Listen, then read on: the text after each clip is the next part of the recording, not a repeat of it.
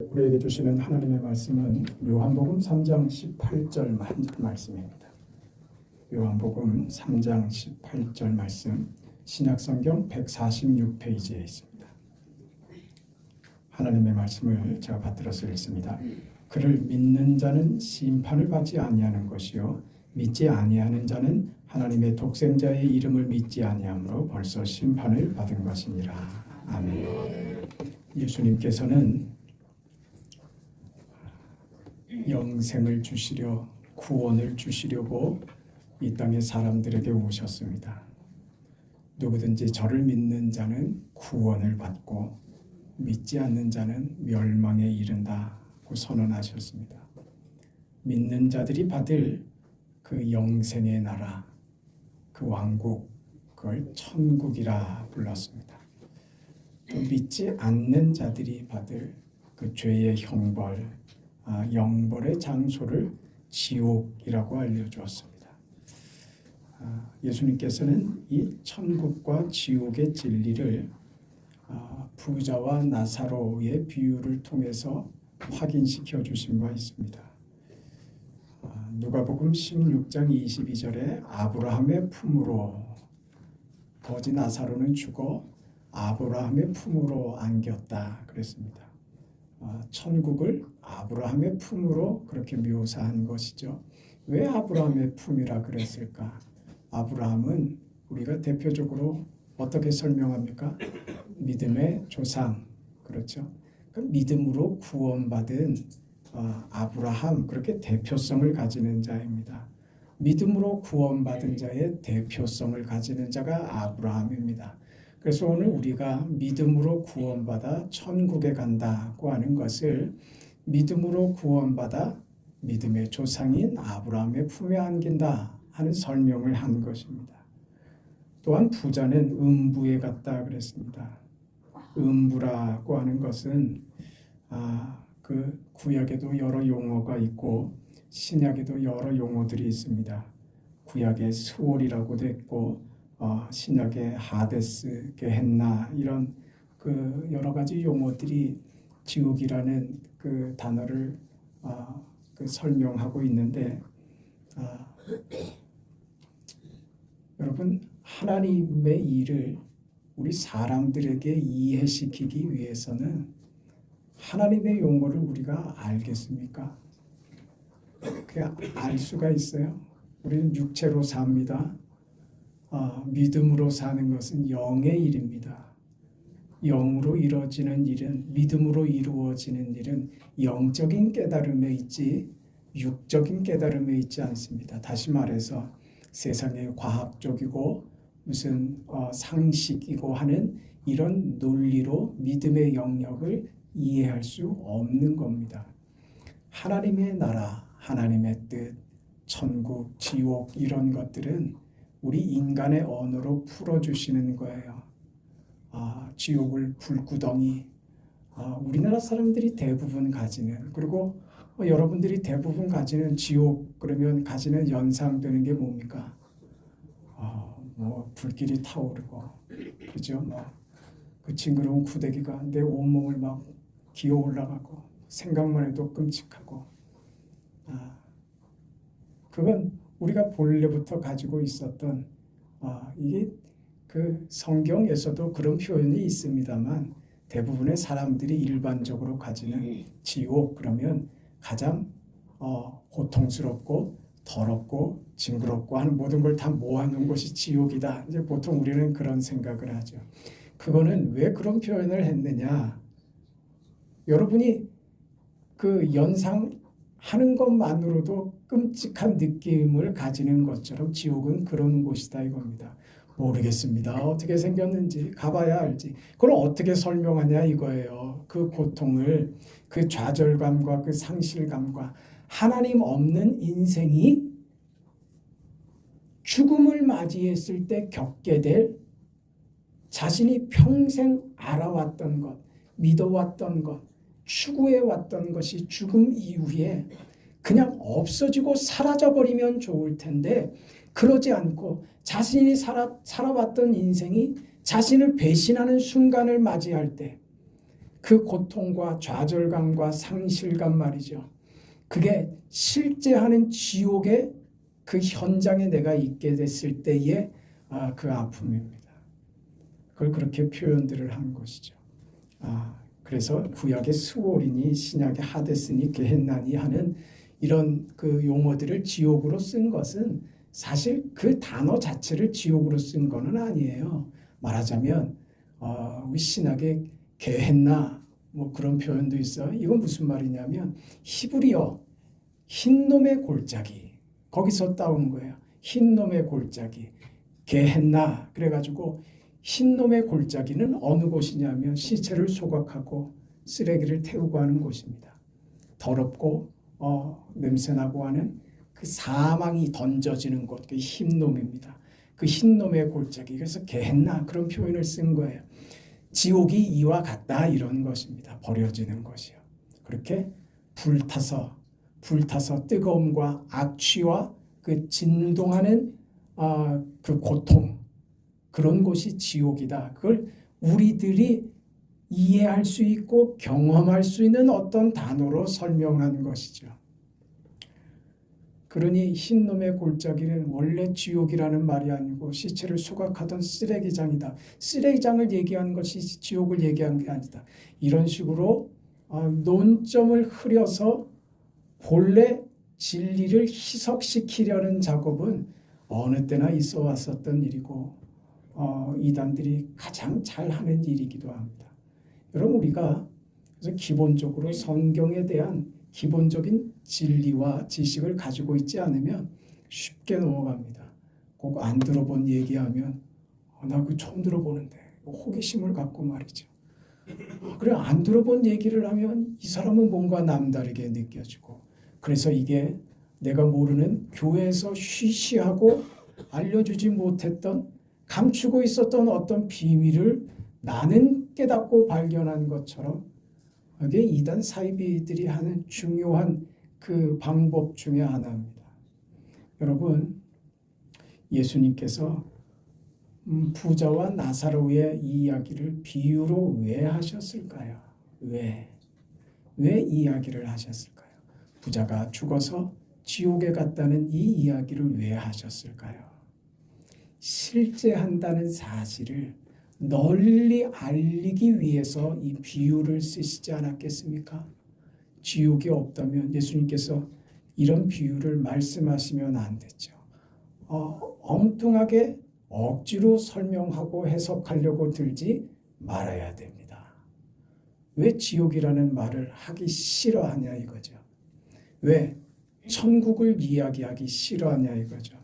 천국은 이 땅에서 이루어지는 이상적인 어떤 사회와 이 땅에서 완성될 우리의 어떤 이념적인 이상향으로 그렇게 유토피아를 꿈꾸는 자들, 몽상가들 말입니다.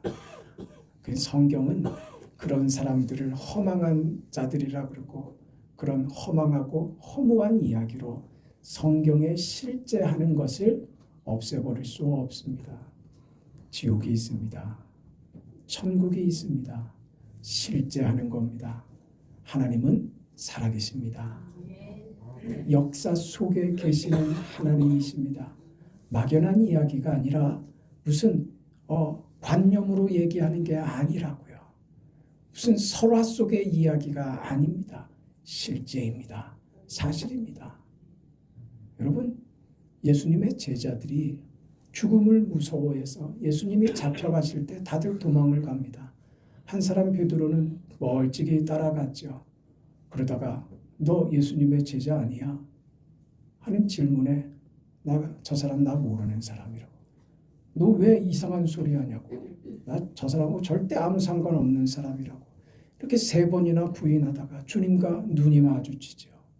주님과 눈이 마주치자 그때서 비로소 주님이 자신에게 하셨던 말씀, 오늘 밤 네가 나를 모른다고 3번이나 부인하리라 하는 말씀이 생각나서 주님과 눈을 마주친 순간 그럼 밖으로 뛰쳐나와서 통곡을 합니다. 그게 인생이라니까요. 그게 인생입니다. 그랬던 제자들이 말입니다. 예수님이 부활하신 이후에 이 제자들이 모두가 다 순교의 죽음을 당합니다. 무서워서 죽음을 피하여 도망갔던 사람들이 죽음을 맞닥뜨리고 죽음을 환영하며 그렇게 예수를 위해서 죽을 수 있는 것을 저들 인생의 영광으로 삼고 그 길을 당당하게 기쁘게 맞이하고 그 죽음의 길을 걸어갔단 말입니다. 한 사람도 예외가 없었단 말이죠. 도대체 무슨 일이 있었길래 죽음을 두려워하여 다 도망했던 사람들이 무슨 일이 있었길래 모두가 다 죽음을 향하여 두려움 없이 길을 가더냐 이 얘기죠. 도대체 무슨 일이 있었던 것은 분명합니다. 무슨 사건이 분명히 있었던 겁니다. 그 사건이 뭐예요? 부활이죠. 부활하신 예수님을 직접 만났거든요. 뭐라고요? 사실이라고요. 사실의 힘입니다. 현실의 힘, 실제하는 하나님, 죽으신 주님이 다시 부활하신 살아계신 하나님을 만나자 저들은 죽음을 불사하는 사람이 되어버린 겁니다.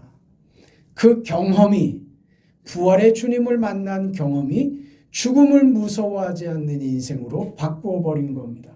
그 경험 외에 어떤 것도 없습니다. 그것으로 우리가 무엇을 합니까? 사실이라는 것을 확인하죠. 사실의 힘을 확인하죠. 뭐야? 예수님의 부활이요. 오늘 예수님께서 이 비유로 하신 말씀은 무엇 때문에 이 비유를 하신다? 사실성 때문에 하는 겁니다. 있기 때문에, 분명히 실존하는 하나님이 만드신 곳이기 때문에, 그래서 실제 하는 것을 사실로 말씀하시는 겁니다. 그걸 누가 증거하느냐? 오늘 예수님께서 비유를 들어서 설명하는 누가? 부자가 증언하고 있는 거예요. 지옥이 참으로 있다. 그렇게 말입니다. 부자는 어떤 사람입니까? 이름이 없습니다. 성경에 부자의 이름이 나오지 않습니다. 거지는요. 그 이름이 나오죠. 그 이름이 뭐라고요? 나사로라고요. 현실에서의 두 사람은 아주 극단적인 운명으로 극단적인 인생을 살았던 사람입니다. 한 사람 모든 것을 다 누리고 허랑방탕하며 연락을 즐기던 사람이고, 또 한 사람은 늘 먹을 것이 없어서 부자가 잔치하고 남은 떨어진 그 부스러기들을 음식물 쓰레기들로 자신의 생명을 연장하는 사람이 나사로였습니다. 그렇게 살았던 이 부자는 그런데 이름이 없습니다. 이름은 없습니다. 그 이름을 뭐라고 해요? 부자라고. 그 이름의 전부는 부자입니다. 그가 부자라고 하는 그의 상황, 부자라고 하는 것이 그의 이름이 되어버렸어요. 그리고 이름은 없어집니다. 무슨 이름이 없어졌을까요? 왜 이름을 성경에 기록하지 않았을까요? 의도가 있을 것 아닙니까? 주님이 이 비유로 말씀하실 때 이름이 없습니다. 그 이름이 생명책에 기록되어 있지 않은 겁니다.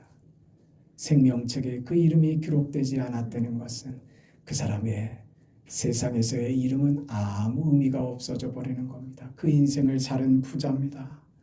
생명책에 이름이 없는 자였습니다. 하나님이 주신 것, 세상에서의 부요함과 건강과 재물을, 그 시간을 허비하는 데만 썼습니다. 자신을 위해서만 썼습니다. 현실주의자. 세상에서 즐기고 세상에서 만족하는 것으로 자신의 인생의 모든 것을 삼은 쾌락주의자입니다. 현세주의자죠. 그런 사람은 이름이 없습니다. 세상에서 무엇을 얻은 것으로 여러분을 증명하지 못합니다. 세상에서 얻은 어떤 것도 여러분의 이름을 대신해 주지 못합니다. 그 이름으로 천국에 가지 못합니다. 그게 부자를 통해서 보여주는 겁니다. 거지 나사로는 정반대의 삶이었습니다. 거지였고 그의 상처를 개들이 와서 핥는 자였습니다. 부자의 상에서 떨어지는 부스러기로 살아갔던 사람입니다. 왜? 그러면 거지는 하나님이 사랑하고 부자는 하나님이 미워하시느냐? 그런 얘기하려고 하는 게 아니란 말입니다. 무슨 얘기예요? 세상의 가치와 세상의 논리와 세상의 상식으로 세상은 뭡니까? 힘이죠. 세상은 그 힘이 그 사람의 지위가 되고 그 힘이 그 사람의 먹을 것이 되고 그 힘이 그 사람의 권력이 돼서 그 힘으로 사람들을 누리고 사람들을 부리고 그 힘으로 자신이 원하는 모든 것을 쟁취합니다. 그것으로 힘을 가져야 세상에서 떵떵거리며 자기가 원하는 인생을 사는 것, 그게 세상입니다. 그 세상의 가치로 모든 것을 누리는 사람의 마지막이 무엇이더냐? 세상의 가치가 주는 것이 하나님의 나라에서 그게 통용이 되더냐? 아니다. 그 말하는 겁니다. 세상에서 아무리 부여해지고 아무리 높아지고 세상의 가치에서 그가 아무리 높은 자리에 올라갔다고 해도 그것은 하나님의 나라에서 아무것도 아니다. 아무 힘도 아무 가치도 아무 실력도 발휘할 수 없는 것이다. 그 얘기하시는 겁니다. 세상에서 쌓아놓은 것으로 우리가 죽음 위에 그 어느 것도 가져갈 것이 없습니다. 나사로는요. 나사로는 극단적으로 이 세상에서 가장 가난한 위치, 가장 힘없는 위치, 무시받고 천대받으며 누구도 돌보지 않는 관심의 영역에서 벗어난 그런 인생의 현실입니다. 오늘 우리들 같지는 않습니까? 여러분의 현실은 어떻게 좀 만만하십니까? 그렇지 않습니까? 나사로의 현실은 사실 오늘 우리의 현실입니다. 다를 게 없는 인생을 우리 모두 삽니다. 그래도 저 먹을 만하게 그렇게 살고 있습니다. 그래서 인생이 넉넉하십니까? 가난하지 않으세요? 배고프죠? 사는 것에 대해서 무슨 만족감이 있습니까? 밥 세 끼 먹는다고 그것이 나에게 만족을 줍니까? 세 끼 고기 반찬을 먹으면 좀 여유로워지고 좀 풍족해집니까? 맛있는 음식점 찾아다니면서 먹고 싶은 거 마음껏 먹을 수 있고 내가 사고 싶은 옷 마음대로 사 입을 수 있고 그러면 좀 만족이 됩니까? 아니요. 우리는 이 세상의 것으로 아무리 치장을 하고 아무리 누려도 만족함이 없는 인생이라는 것을 확인하는 사람들입니다. 맞습니다. 하나님, 저 세상에서 많이 먹고 많이 누리고 높은 지위에 올라가고 내가 수고하지 않아도 되는 그 인생으로 나는 내 인생이 행복할 줄 알았는데 하나님 인생을 살아보니 어떤 것도 저를 만족해 하는 세상의 방법은 없었습니다. 그게 우리의 고백이죠. 그게 지금 나사로의 형편입니다. 세상적인 것으로 어떤 만족함을 누리지 못하는 그런 지위와 위치에 있는 너희일지라도 너희가 왜 만족하는 인생이 되며 소망이 되는 인생이냐? 그 이유가 어디 있느냐? 이 세상이 다가 아니다. 너희는 세상의 상식과 논리로 힘의 논리로 지배되는 세상 속에서 너희는 다른 가치와 다른 목적과 다른 내용으로 사는 사람들이다. 무엇으로? 하나님 나라의 백성으로 사는 사람들이다. 너희를 만족해 하는 것은 세상의 것이 아니라 하나님이 주시는 것이다. 나사로를 봐라. 지금 그러시는 거예요. 나라고 나사로와 다를 게 무엇이 있습니까? 아무것도 만족할 수 없는 인생이 하나님 만족을 배웠습니다. 내가 부요한 인생이 되었음을 알게 되었습니다. 하나님께서 내 인생에 찾아오셔서 지옥 같은 인생이 천국이 되었습니다. 거지 같은 인생이 이 땅에서 내 마음속에서는 하나님을 모신 자로서의 부유함을 누리고 있습니다. 이게 나사로의 인생인 겁니다. 그것이 무엇으로 확인된다고요? 천국과 지옥으로 확인돼 버립니다. 이 땅에서도 우리 안에 이루어 주신 것이 그냥 이 땅에서 마음 편하고 하는 정도로 끝나는 것이 아니라 이것은 실상이 우리 안에 비춰진 것이며 실상은 하늘에 있는 것입니다. 그저 우리에게 어려움 당할 때 위로의 몇 마디 정도로 끝나는 것이 믿음이 아닙니다. 하나님의 위로가 우리를 위해서 어깨동무하고 눈물 한번 흘려주는 것으로 끝나는 게 아닙니다. 하나님의 위로는 우리의 운명을 바꾸는 것입니다. 너의 결과를 내가 바꾼다. 지금 이 길을 넉넉히 걸어내거라. 내가 너와 함께 손잡고 어깨동무하며 너와 함께 이 어려운 길을 같이 걸어가마. 네 인생의 결과는 달라져 있다. 내가 보장하며 내가 만드는 운명이며 결과다. 그 길의 끝에가 뭐가 있다고요? 천국이 있다고요. 이 땅에서 끝나는 게 아니라 이 땅에서 진행되는 것이 천국의 실존으로 확인되고 완성되는 것입니다. 이 땅에서 다르고 천국에서 다른 것이 아니라 그 천국의 영광과 하나님 나라의 영광과 그 부함과 그 귀함과 우리가 받을 그 기쁨과 만족이 이 땅에서도 우리 안에 누려지게 되는 거예요. 그게 단순히 마음의 위로 정도로가 아니라 실존하는 천국과 지옥으로 결과를 실제하는 것으로 보인다 하는 것입니다. 나사로는 이름이 있습니다. 여러분의 이름이 있습니다. 할렐루야. 하나님의 나라에 그 영원한 생명책에 여러분의 이름을 기록해 놓으신 줄 믿습니다. 이름이 기록된 자답게 나사로처럼 살란 말입니다. 가난하다고 울지 말고 부자를 부러워하며 침 흘리지 말란 말이에요. 비겁하게 치사하게 변명하지 말고 내 인생을 말이에요. 거지의 자리에 있는데도 당당할 수 있는 거예요. 어떻게 해요? 고맙습니다 하고 먹는 거지. 들어서 먹는다. 그 바보라는 거예요. 그거 할 수 있게 되는 거라고요. 그게 신자의 자세고 신자의 인생입니다. 거지로 살라는 말이 아닌 거 아시지요? 우리는 어떤 경우이든 그래서 바울이 얘기했던 것처럼 나는 부한데 처할 줄도 알고 가난한데 처할 줄도 알고 높은 자리에 처할 줄도 알고 낮은 위치에 처할 줄도 알고 그렇게 되는 겁니다. 우리 인생을 내가 누구인지 알게 되는 하늘나라 생명책에 기록된 하나님 나라의 백성, 천국 백성이라는 것을 확인한 사람은 어떤 경우이든지 세상에서 무슨 억울한 일을 당하고 무슨 손해를 겪든지 그것으로 망하지 않습니다. 내 실패도 내 못남도 나를 망하게 하지 않는 하나님의 손에 붙잡힌 인생이 된 겁니다. 그게 천국 백성입니다.